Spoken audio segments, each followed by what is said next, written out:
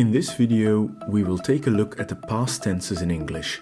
How do you talk about something that is over and done?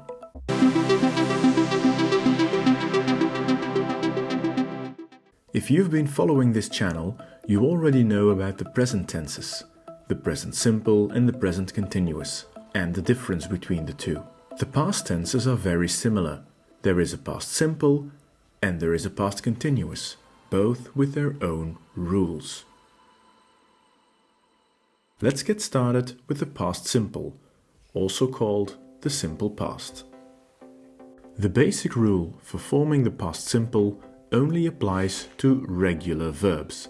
These are verbs that follow rules. You take the bare infinitive, which is the infinitive without to, and you add the suffix ed.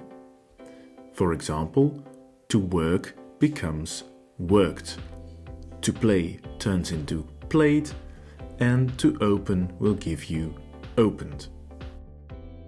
Now there are some extra rules to make sure everything is pronounced as it should be. So if your verb ends in a stressed vowel followed by a single consonant, as in the verb stop, you double the consonant before adding ed. So to stop becomes stopped with double p. If you don't double the p, it would not read stopped, but stoped. Verbs ending in an e, such as to love, only get a d, which makes a lot of sense. So the past simple of to love is loved, and not loved or something like that.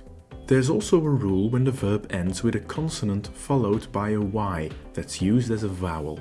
If you look at the verb to lobby, you notice that the y is pronounced as e as a vowel.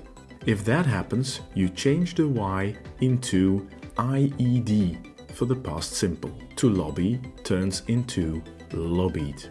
If a verb ends in a vowel followed by a c, like the verb to panic, you add a k. So the past simple is panicked with ck. And last but not least, in British English, all verbs that end in a vowel and an L, like to travel, double the L. Pay attention though, this last rule is not used in American English. Those were the rules for the regular verbs. Sadly, every language has a ton of irregular verbs, and the only way to use them correctly is to study them by heart. A few examples: to sleep, slept, to buy, bought, to do, did, and to be, was, or were. Let's have a look at how we form different kinds of sentences. A positive sentence uses the subject and the past simple form that we just talked about. You worked. A negative sentence uses the auxiliary to do, just like we did in the present simple. You take the subject, add the past simple of to do, put in the word not, and finish with the bare infinitive. You did not work. Asking a question is very similar. You start with the past simple of to do, follow up with the subject, and finish with the bare infinitive and a question mark. Did you work? That's all for the past simple. Moving on to the next one, the past continuous. The past continuous is a bit easier. There is just one basic rule that applies to all verbs. You take the past simple of to be and you add the ing form. To work, we were working. To play, you were playing.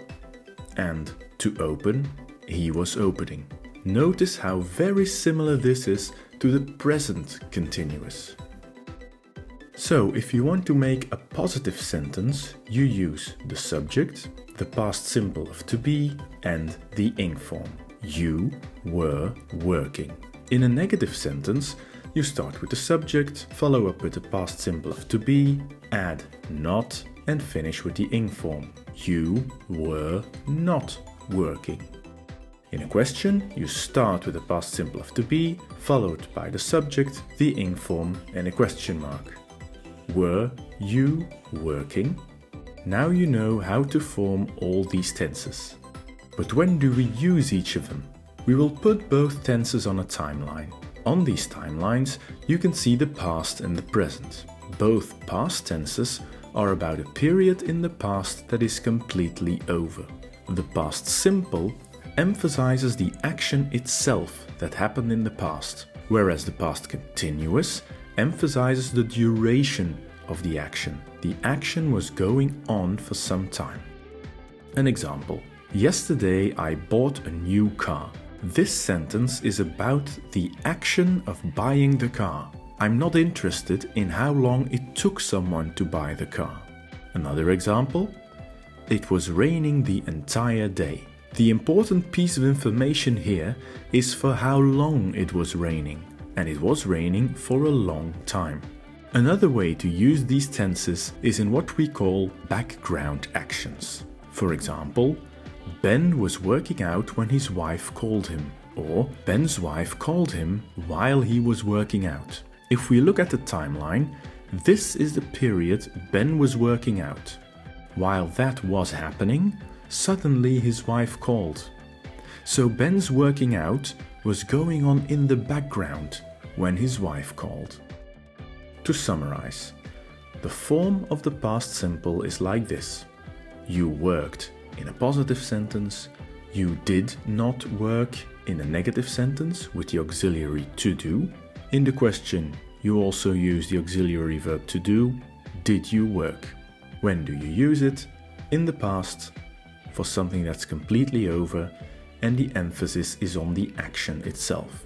The past continuous uses the past simple of the verb to be and the ing form.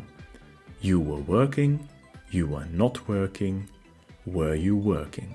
It's used in the past to indicate something is completely over, but the emphasis is on the duration of the action. So the emphasis is on the temporary aspect. Thank you for watching this video. Check out our other videos and don't forget to subscribe for more content.